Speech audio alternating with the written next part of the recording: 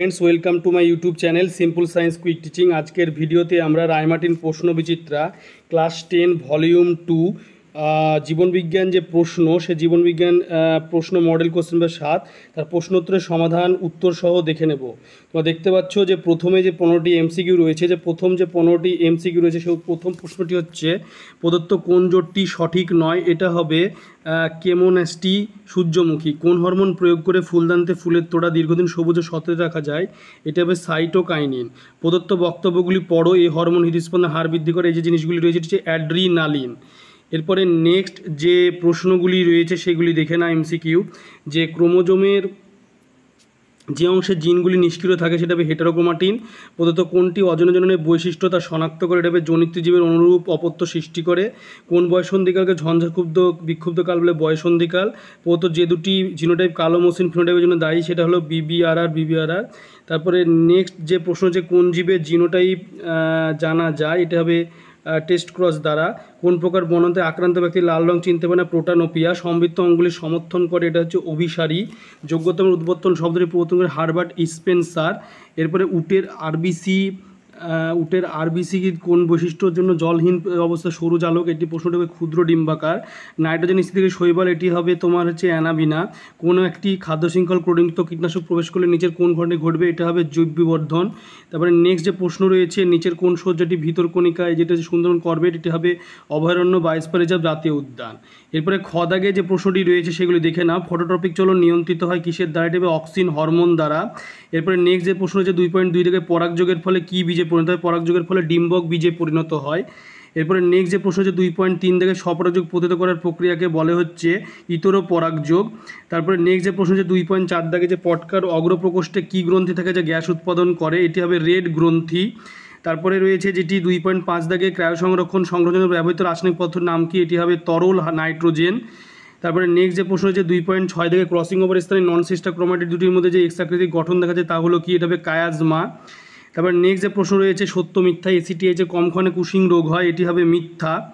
তারপরে রয়েছে 2.8 দাগে রয়েছে বৃদ্ধি দ্বিতীয় দশাটি হলো বিভেদন দশা। 2.8 দাগে এটা হবে মিথ্যা। তারপর 2.9 দাগে রয়েছে বিজ্ঞানী মেন্ডেল একসঙ্গ জনন পরীক্ষা থেকে পৃথকীকরণ সূত্রটি রচনা করেন। এই প্রশ্নটির উত্তর হবে দেখো 2.9 দাগে যেটা হবে সেটা হবে সত্য। তারপরে 2.10 দাগে যেটি রয়েছে মানুষের পৌষ্টিকতন্ত্রের সঙ্গে যুক্ত একটি নিষ্ক্রিয় অঙ্গ হলো কক্সিস, এটি হবে মিথ্যা। তারপরে 2.11 দাগে যেটি রয়েছে নাইট্রিফিকেশনের প্রথম পর্যায়ে অ্যানাবিনা থেকে নাইট্রেট সৃষ্টি করে, এটি হবে সত্য। তারপর নেক্সট যে প্রশ্ন রয়েছে যে দশম কটি স্নায়ু হলো মিশ্র স্নায়ুর উদাহরণ, এটিও হবে সত্য। এরপরে নেক্সট যে প্রশ্নগুলি রয়েছে দেখো ডান বাম মেলানো রয়েছে সেটি দেখে নাও। মায়োটাম পেশি এটা হবে ভি আকৃতির। ডিএনএ প্রতিলিপিকরণ হবে এস দশা। ওয়াই ক্রোমোজোম এটা হবে লোমযুক্ত পিনা। ক্যাকটাস এটা হবে মিউসিলেজ। আর্সেনিক এটা হবে ভূগর্ভস্থ জল দূষণ। আর ছত্রাকের রেণু এটা হবে অ্যালার্জেন। এরপরে 2.19 দাগে রয়েছে বৃক্কের ওপর কোন অন্তঃক্ষরা গ্রন্থি অবস্থিত? বৃক্কের ওপর অন্তঃক্ষরা গ্রন্থি হচ্ছে অ্যাড্রিনাল গ্রন্থি অবস্থিত।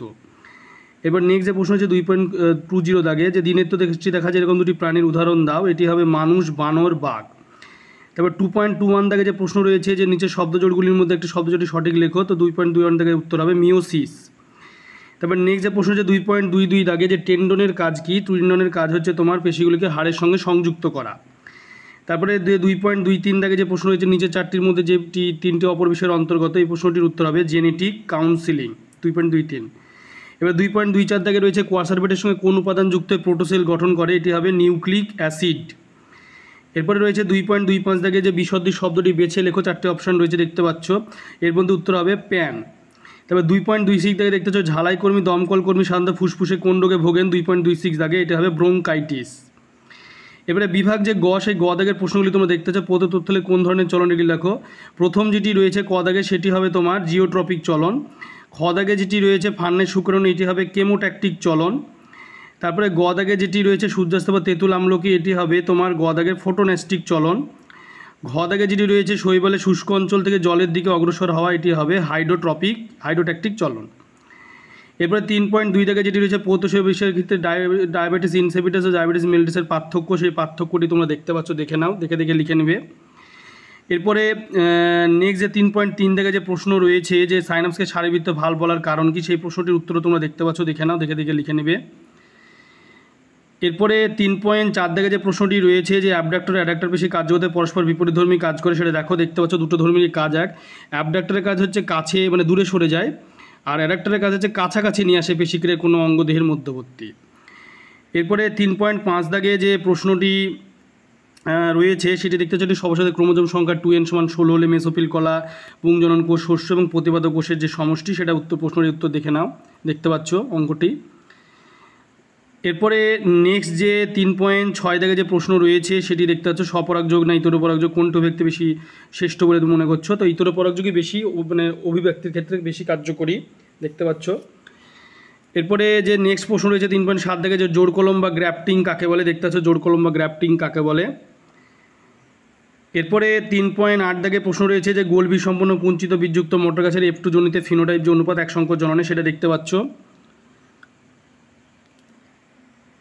এরপরে নেক্সট যে প্রশ্ন রয়েছে 3.9 দাগে সংকর জীব সর্বদা হেটেরোজাইগাস অবস্থায় থাকে কেন, সেই প্রশ্নটির উত্তর তোমরা দেখতে পাচ্ছ। এরপরে নেক্সট যে প্রশ্ন রয়েছে সেই প্রশ্নটি দেখে নাও যে যৌন ক্রোমোজোম বাহিত রোগগুলি ক্রিস ক্রস উত্তরাধিকার দেখায় কেন, যেগুলো যৌন ক্রোমোজোম যে রোগ এবং ক্রিস ক্রসে কীভাবে হয় সেটা দেখা যাচ্ছে 3.10 দাগে। এরপরে 3.11 দাগে যে প্রশ্ন রয়েছে যে এগুলো কী ধরনের জীবন সংগ্রাম, প্রথমে ক সুন্দরবনের হরিণ যেটা রয়েছে সেটা হচ্ছে আন্তঃপ্রজাতির সংগ্রাম। খ দাগে যেটি রয়েছে মাছের জন্য পুকুরে ধরা অবস্থা ঘাসে বসে মাছরাঙা যে বকের সংগ্রাম, সেটা হবে আন্তঃপ্রজাতির সংগ্রাম। এবার নেক্সট যে রয়েছে গ দাগে পুকুরে রুই মাছেদের মধ্যে সংগ্রাম, এটি হবে অন্তঃপ্রজাতির সংগ্রাম। ঘ দাগে যেটি রয়েছে যে অ্যামাজন রেন ফরেস্টে দাবানল বাঁচতে, এটা হচ্ছে তোমার পরিবেশগত সংগ্রাম।